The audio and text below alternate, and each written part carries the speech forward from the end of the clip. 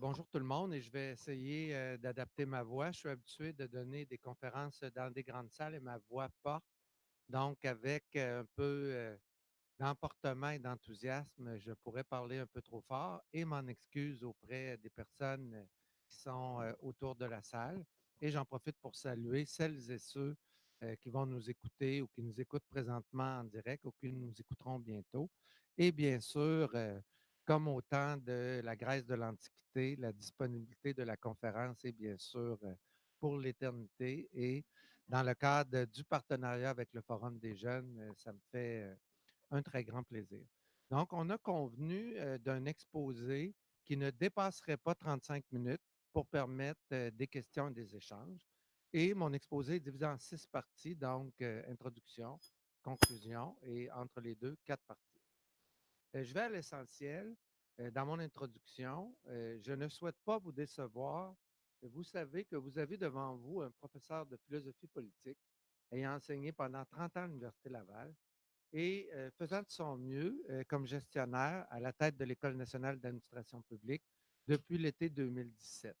Donc, le titre était peut-être un peu en porte-à-faux dans la mesure où je ne vais pas, et vous comprendrez bientôt pourquoi je ne peux pas non plus vous dire tout ce qui devrait être changé pour faire une place plus grande aux jeunes dans la fonction publique du Québec, dans sa modernisation.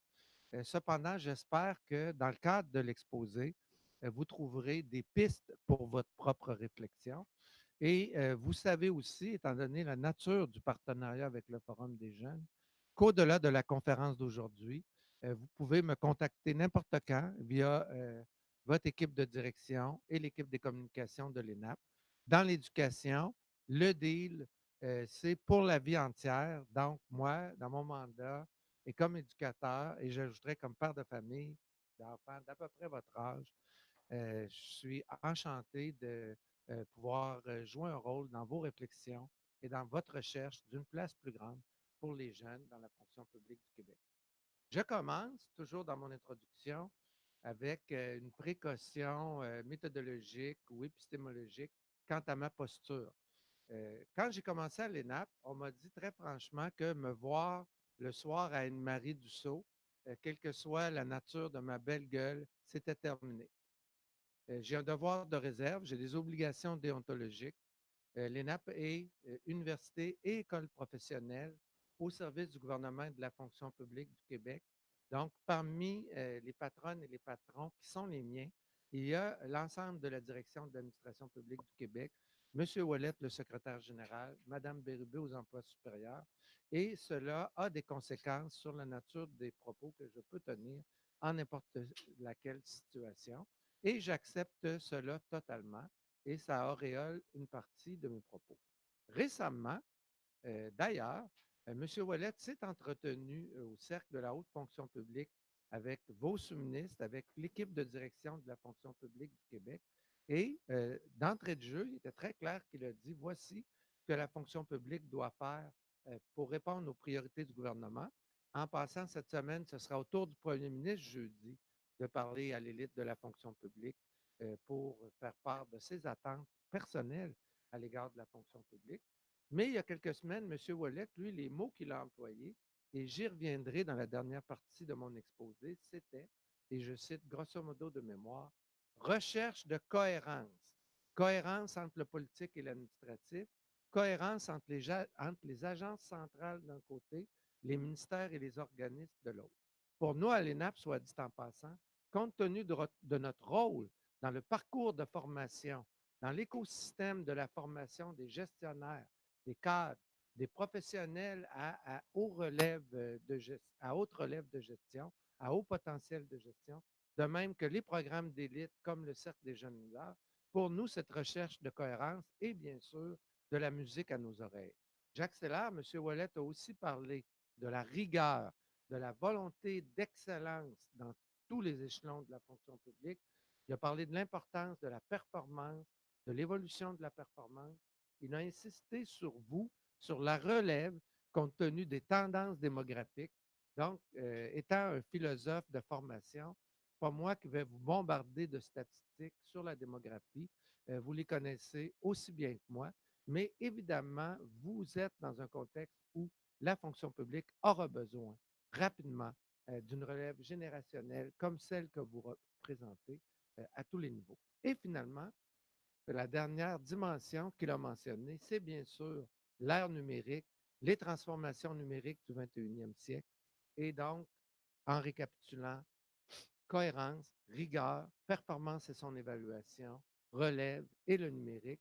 Pour M. Ouellet, c'était les grandes tendances. Et de mon point de vue, comme directeur général de l'École nationale d'administration publique, je dois bien sûr situer mon action, l'action de l'ENAP comme université et école professionnelle à l'intérieur de tout ça. Voilà pour l'introduction. Je suis sous haute surveillance, donc on me donnera un carton jaune et un carton rouge en temps et lieu. Et sachez qu'un jour, si je préside une conférence que vous donnez, j'aurai la même impitoyabilité à votre égard que j'en attends de ma collègue dans les prochaines minutes. Première partie, et rapidement, vous retrouvez une date autour de vous, sur vos sièges ou juste devant vous si vous êtes à table. Et si vous nous écoutez autrement, imaginez que vous avez une date. Les dates possibles sont les suivantes. 1769, 1819, 1869, 1919, 1969. Personne n'a 2019, mais il y en a qui ont 2069 et 2119. Quand faut-il à peu près votre âge? Faut-il avoir à peu près votre âge dans l'histoire du Québec? Imaginez-vous que vous avez votre âge, 25, 30, 35 ans ou un peu plus, et que vous êtes en 1839 dans les mois suivant l'échec des rébellions des Patriotes. Imaginez que vous avez votre âge en 1919 quand certains revenaient avec des blessures de baïonnettes des champs de bataille de la Première Guerre mondiale. Vous avez ces dettes-là pour vous déstabiliser. Pour moi, l'idée fondamentale, si j'étais jeune fonctionnaire comme vous, j'inscrirais mon action dans ce que l'on appelle la tradition d'une situation. Et en tant que Québécoise et que Québécois, selon la belle formule d'André Laurando, condamné à l'excellence en Amérique, dans une société qui vit la modernité, principalement avec la prépondérance de la langue française, eh bien, euh, notre tradition de situation, c'est justement la recherche d'équilibre. Ça peut être dit de plein de manières. Aujourd'hui, je me contenterai de deux. La recherche d'équilibre entre l'aspiration à la liberté politique, à l'élargissement de l'autonomie politique du Québec, compatible avec la préservation de ce qui fait le cœur de notre identité. Pour moi, cette recherche d'équilibre-là, elle est présente tout le temps et partout. Et comme citoyennes et citoyens, si vous vivez la même actualité politique que moi, vous voyez que dans les débats actuels, cette recherche d'équilibre-là, est présente pas trop loin de nos débats les plus contemporains. J'y ajoute la recherche d'équilibre entre la puissance et la civilité ou l'humanisme. Toute société cherche à être la plus puissante possible. Organisation politico-administrative, autonomie, prospérité économique, cohésion sociale, projection internationale. Ça, c'est la puissance. De l'autre, la civilité, l'humanisme, la quête de dignité, de liberté, de bonheur des citoyennes et des citoyens. Cette recherche d'équilibre-là, comme fonctionnaire, vous l'incarnez d'une certaine manière dans vos réflexions, dans les actes de jugement qui sont les vôtres au quotidien. Dans la transition dans ma carrière entre l'université, être prof et l'ENAP, je suis arrivé avec une idée. L'idée selon laquelle il y avait un coefficient, il y avait une corrélation entre une fonction publique engagée, celle que vous aspirez à incarner, à représenter, et le goût des citoyennes et des citoyens à agir de manière responsable. Alors pour moi, les dates que vous avez devant vous vous aident en quelque sorte, à vous imaginer autrement que vous êtes et à vous déstabiliser, mais à comprendre que vous-même, vous avez votre place dans la tradition de cette situation-là. Certains d'entre vous avaient 2069 et 2119. Dans deux cas, c'est absolument sûr. Dans cette salle, moi, je ne survivrai pas à aucune de ces deux dates-là, mais vous, probablement à la première. Et dans votre travail, ben, qu'est-ce que vous faites? Vous préparez le présent, mais vous aménagez aussi l'avenir. Vous faites en sorte que demain, après-demain, dans 50 ans ou dans 100 ans, il y aura d'autres générations. Il y aura d'autres gens comme vous, vos enfants, vos petits-enfants. Et elles et ils aussi aspireront à des carrières professionnelles et pour inspirer votre dévouement dans ce que vous faites au quotidien. Et je suis convaincu que ce n'est pas toujours évident. Pensez à ça. Pensez que vous le faites pour vous le faites pour vos contemporains, mais vous le faites aussi pour les générations qui viendront. Alors, je regarde un peu passer le temps. J'ai deux autres éléments dans la première partie de mon exposé. Je vais un peu les sauter, mais je vous en donne un avant-goût. Alors, deux éléments. Le premier, c'est vous êtes fonctionnaire au Québec et le Québec est dans le Canada. Ne faites pas comme si le Québec n'était pas dans le Canada. Comprenez le Canada. Comprenez l'identité politique du Canada. Comprenez la place du Québec en son sein. Et bien sûr, si vous voulez faire ça intelligemment, je ne connais pas de meilleure place où commencer que dans mes œuvres complètes de politologue. Donc, achetez des livres et voyez ça gratuitement sur le web. Et si vous voulez d'autres sources, n'hésitez pas à me contacter. Finalement, mon autre élément, c'était une équation identitaire. Qu'est-ce que le Québec? Le Québec, c'est un mélange de Premières Nations, l'influence française, l'américanité, le Royaume-Uni, les USA, l'immigration et un paquet d'autres choses. Imaginez ça. Voyez-vous comme vivant dans une société qui a un rôle original dans le monde moderne. Le Québec est 1 millième de l'humanité, 8 millions de personnes sur 8 milliards. Mais nous avons une équation identitaire singulière. Nous avons voix au chapitre dans l'histoire planétaire avec la pluralité de notre identité. Nourrissez-vous de ça dans votre cheminement de tous les jours. J'enchaîne avec ma deuxième partie. Je dirige l'ENAP, l'École nationale d'administration publique, depuis août 2017. Je montre aux gens qui sont dans la salle, et vous pouvez voir ça sur notre site web en cours de modification, soit dit en passant sur le web après. On a un nouveau plan stratégique. On nous a dit qu'il était beau, élégant et simple. Nous prenons le compliment. Penser, agir, propulser pour le bien collectif. Il est fait de 3 orientations et chacune d'entre elles vous touche. Participer au renouvellement des administrations publiques. Alors, la jeunesse au cœur du renouvellement. Alors, évidemment, vu mon devoir de réserve, je ne peux pas vous donner toutes les recettes pour que la jeunesse pèse davantage auprès de vos dirigeants, auprès des soumis, auprès de l'élite de direction. Mais obliquement, dans quelques minutes, je vous donnerai quelques pistes à cette. Renouvellement des administrations publiques.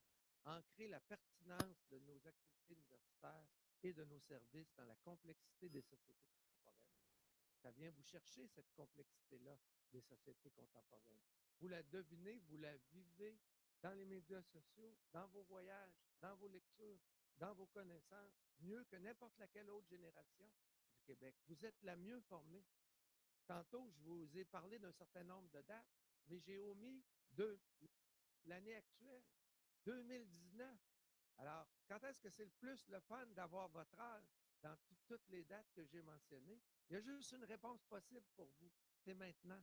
Donc, profitez-en. C'est pas le temps de se dire, ah, j'aurais aimé ça avoir 30 ans au temps de René Claude et de la Révolution tranquille, ou j'aurais vraiment aimé ça, le temps des Patriotes, ou ça devrait être le fun en 2119. On n'a aucun choix. C'est maintenant. Alors, let's go.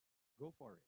Alors, nous, à l'ENAP, troisième orientation, approche collaborative, avec d'autres institutions à l'interne, avec nos partenaires, dont le Forum des jeunes et l'Alliance des cadres. Et ce partenariat, il n'est pas négociable.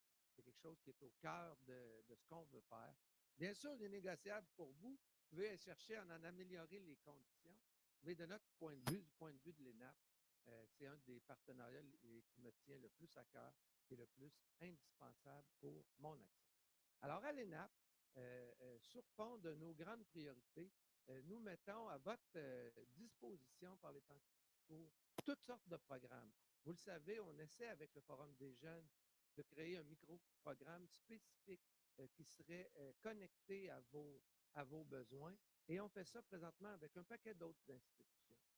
Et c'est en lien avec la prochaine partie de ma présentation. Je vous invite à être constamment en formation. Je sais que parents, jeunes pères ou mères de famille, faisant de longues heures au travail, ayant droit à votre vie privée, je comprends tout cela.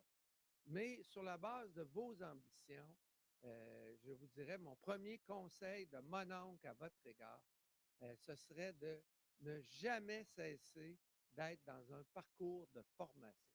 Sur 3 ans, sur 5 ans, ça peut être une maîtrise, ça peut être un DESS, ça peut être un bac, mais à l'ENAP, ça commence par des micro-programmes de 3 cours, 9 crédits, puis des programmes courts. Et sur cette base-là, en les accumulant tout d'un coup, petit à petit, 2 enfants, 2 jobs plus tard, on a presque fini un DESS ou une maîtrise. Alors donc, restez alignés là-dessus et sachez qu'à l'ENAP, on essaie de définir, d'organiser des programmes qui correspondent à vos besoins et on est à votre disposition justement pour que vous les exprimiez, ces besoins-là. Tu es rendu où en termes de nombre de minutes? 21, donc j'ai fait 16 minutes. Donc, tout va bien. Tout va bien. Je vais même pouvoir ralentir un peu le rythme. Je vous parlais de philosophie politique, de tradition de situation et de l'importance de la formation. Et j'aime toujours avoir un penseur, une citation pour illustrer cela. Et ce matin, je n'ai pas pris un spécialiste de l'administration publique. J'ai pris un essayiste, j'aurais pu, mais j'ai pris un essayiste québécois du nom de Pierre Vadeboncoeur, qui est un contemporain de Pierre-Éliott Trudeau, de mémoire né probablement à la même époque que M. Trudeau, 1919, et décédé à la fin des années 2000, 2009-2010. En passant, je vante Pierre Vadeboncoeur, l'essayiste.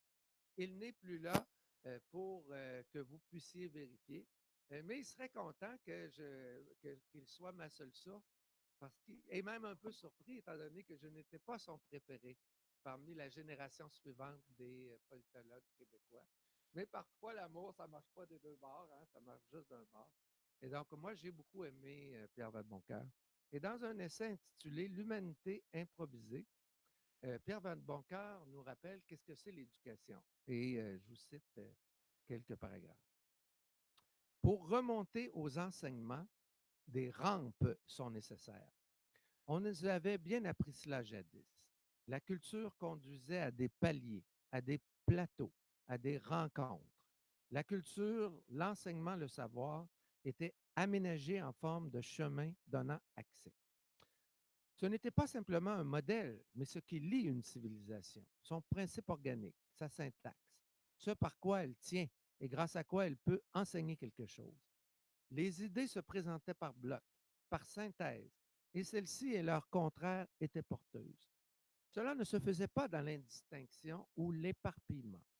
Au contraire, l'un des principes de la pédagogie consistait à remonter dans le savoir selon un sens, dans des perspectives données, voire établies, mais peu importe. La culture est une forme, elle procède d'une forme, elle propose une forme. Sinon, qu'est-ce que c'est? Et j'achève avec Vadeboncoeur. Des rampes. En voici une qui est de taille. Au collège que j'ai fréquenté, on nous apprenait la France. Il m'est impossible de mesurer ce que cette étude multiple, histoire, politique, littérature, proche présence d'un tel pays pouvait donner pour toute la vie. Alors, je me sers de Vadeboncoeur dans ma troisième partie liée à l'idée de la formation permanente pour vous encourager justement à chercher. Nous sommes au 21e siècle.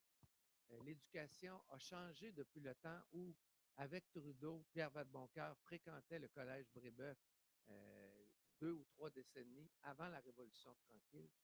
Mais l'idée de base, de discipline, de recherche de cohérence dans la formation, d'organisation de ce que vous faites sur 5 ans, sur 10 ans en formation complémentaire, me semble toujours valide. Donc, moi, je vous dirais, apprenez une langue complémentaire. Apprenez-les comme il faut. Mélange de cœur et de discipline. Ah, je vais prendre l'espagnol parce que j'aime ça. Ben, c'est pas assez d'aimer ça. C'est les verbes irréguliers. C'est 200 verbes irréguliers dans votre deuxième ou votre troisième langue. Disciplinez-vous dans une série d'apprentissages et je vous dirais, choisissez en tant que Québécoise et Québécois un diptyque ou un duo antinomique. Choisissez un pays ou une société semblable au Québec, ayant des défis semblables au Québec. Prenez l'Écosse, la Catalogne, ou si vous avez suivi mes cours et que vous pensez comme moi que l'Europe de l'Est est la patrie du nationalisme mélancolique et que le Québec touche un peu à ça, prenez aussi un pays d'Europe de l'Est. Et à ce pays-là ou à cette société-là qui ressemble au Québec, ben, faisez un contraste et prenez-en un autre, mais le plus différent possible de votre point de vue. Et étudiez un peu la politique, l'organisation, tiens, l'administration publique du pays en question. Et je suis convaincu que cheminant avec vos propres cerveaux, avec votre propre intelligence, vous y découvririez un paquet de choses. Je veux laisser du temps pour la discussion. Il y a plein d'affaires hein, qu'on doit intégrer dans les compétences du 21e siècle. Vous êtes dans une fonction publique qui est présentement caractérisée par une nouvelle politique de gestion des ressources humaines 2018-2023. Lisez cela comme il faut. Soyez stratège en fonction des principaux messages de votre ministère, du gouvernement. J'étais, moi, au lancement au premier discours de M. Legault à l'Assemblée nationale en octobre dernier. Et je ne le cache pas, j'ai le droit de partager ça avec vous. Je me suis demandé, juste avant qu'il parle, je me suis demandé quel mot, moi, j'y aurais mis dans la bouche. Et je peux vous le dire, moi, j'aurais mis patriotisme de responsabilité, humanisme pragmatique, faire la politique de l'espoir. Moi, c'est ce genre de mots-là que j'aurais mis. Et je connais les gens qui ont écrit les discours en question, là, sans avoir été intime ou consulté là-dedans. Et tout d'un coup, le premier ministre a dit j'invite les ministres là, qui viennent d'être nommés, je les invite à gouverner dans un esprit de, vous vous rappelez des mots, il y avait 3 mots. Il y a quelqu'un qui s'en rappelle ici? Non. Proximité, ouverture et humanité. Alors, en riant un peu, je me suis dit bon, pas vraiment les mots que moi j'aurais choisis, mais au global, je m'y retrouve. Mais en tout cas, peu importe qui les a écrits, sont au cœur de l'action de ce gouvernement-ci. Et après, quand M. Ouellet et la nouvelle élite dirigeante de la fonction publique, beaucoup rajeunie au cours de la dernière année, et voyez-y un signe pour vous-même, ben, leur langage, dans l'esprit de leur obligation de travailler au meilleur d'elles-mêmes et d'eux-mêmes pour faire avancer les priorités gouvernementales, leur langage, cohérence, rigueur, évaluation de la performance, relève et numérique, ben, ce langage-là, il est à concilier avec les mots qui étaient dans la bouche du premier ministre quand il a nommé les ministres et à l'occasion du message inaugural à l'Assemblée nationale. Prêtez attention à ces moments discursifs d'une très grande importance dans l'évolution d'un gouvernement, et particulièrement quand il y a une relève au plus haut niveau de la fonction publique, et inscrivez vos ambitions, vos carrières, vos projets avec vos équipes et dans les institutions, ben, en étant très au fait de ces tendances-là. Et travailler au quotidien à faire des suggestions dans la mesure où vous avez l'impression qu'elles sont bien accueillies. Pour dire, as-tu vu, chère patronne ou cher patron, telle affaire, il y a maintenant un nouveau regroupement des 9 pays les plus avancés dans le numérique. Et là-dedans, il y a de forts petits pays comme l'Estonie. Il y a même l'Uruguay. Et il y a la Corée du Sud et il y a la Nouvelle-Zélande. Peut-être qu'on pourrait aller voir un certain nombre de tendances. Quand le Royaume-Uni adopte comme manuel de fonctionnement du cabinet, une copie à peu près à peine transformée de comment fonctionne le cabinet de la Nouvelle-Zélande, ben, vous y devinez que les sociétés qui nous ressemblent, qui sont dans l'héritage britannique, attribuent une grande importance à la manière dont la Nouvelle-Zélande contribue au renouvellement de l'administration publique au 21e siècle. Donc, faites l'ensemble de ces combinaisons-là et j'arrive à ma quatrième partie. Tout va bien? Excellent. Alors, je vous incite, et j'aurai le temps de conclure dans les temps, je vous incite à aller voir un index. Il y en a plein. Un de mes anciens étudiants, Félix Mathieu, avec Dave Guénette, a fait quelque chose qui s'appelle l'Index des nations fragiles et ça a été publié dans la revue Publius en 2017. Ce n'est pas mon conseil d'aujourd'hui, mais j'ai promis à Félix que parlant du monde de sa génération, je pluguerai son index parce qu'il est vraiment super bon. Mais je vous invite à aller voir l'International Civil Service Effectiveness Index 2017, Institute of Governance ou Government, en tout cas c'est long. Je répète, International Civil Service Effectiveness Index de 2017. Et à l'intérieur de cet index, vous voyez une évaluation de la performance des fonctions publiques d'une trentaine de pays. Et on y dit essentiellement que cette évaluation-là est faite en fonction de 13 fonctions, y compris des fonctions financières, et il doit y avoir là-dedans il y a 6 attributs ou 6 qualités des fonctions publiques. Je vous les énumère brièvement. L'intégrité, l'ouverture, les compétences, l'inclusion, l'engagement et l'innovation. Alors, de mon point de vue, il est assez clair que les fonctions publiques à la recherche d'excellence, de rigueur et de cohérence, ce qui est la rhétorique du secrétaire général de la fonction publique québécoise, M. Ouellet, bien, ça s'inscrit, ça, je pense, dans une volonté d'émulation avec le travail des index semblables. Donc, cet index-là, je vous recommande très fort. Je conclue. Conclusion. Il y a un siècle, vous avez un paquet de dates devant vous. Il y a un siècle, c'était la fin de la Première Guerre mondiale.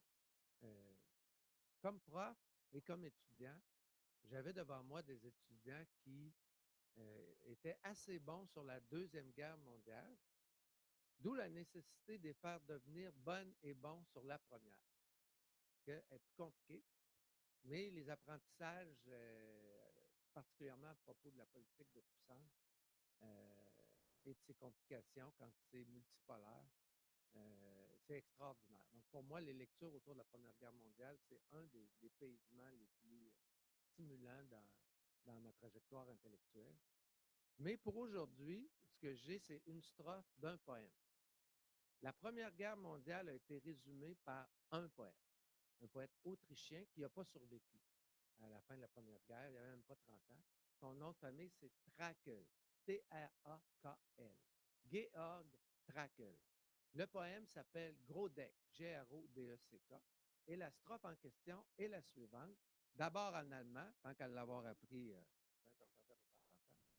Alle Straßen münden in schwarze Verweisung. Alle Straßen münden in schwarze Verweisung.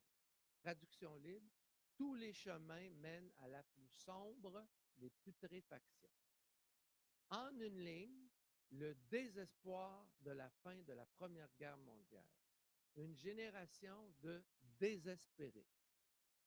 100 ans après, en Autriche, en Allemagne, en Europe, malgré ces vicissitudes, et je dirais dans notre société, 100 ans après, nous avons nos défis, nous avons nos urgences, nous avons nos problèmes, mais sur la base de l'humanité, de l'optimisme et de la force des gens qui, tous en 1839, en 1769 ou en 1919, au temps de Trakl, avaient, de mon point de vue, des défis au moins aussi grands, sinon incomparablement plus grands. Les matins, vous vous lèverez un peu déprimé pour aller au travail, Ben, faites comme ma nièce de 19 ans le recommande. Prenez sur vous et avancez et contribuez avec vos espoirs, votre compétence et vos ambitions à la transformation de la fonction publique du Québec pour la rendre encore meilleure au 21e siècle.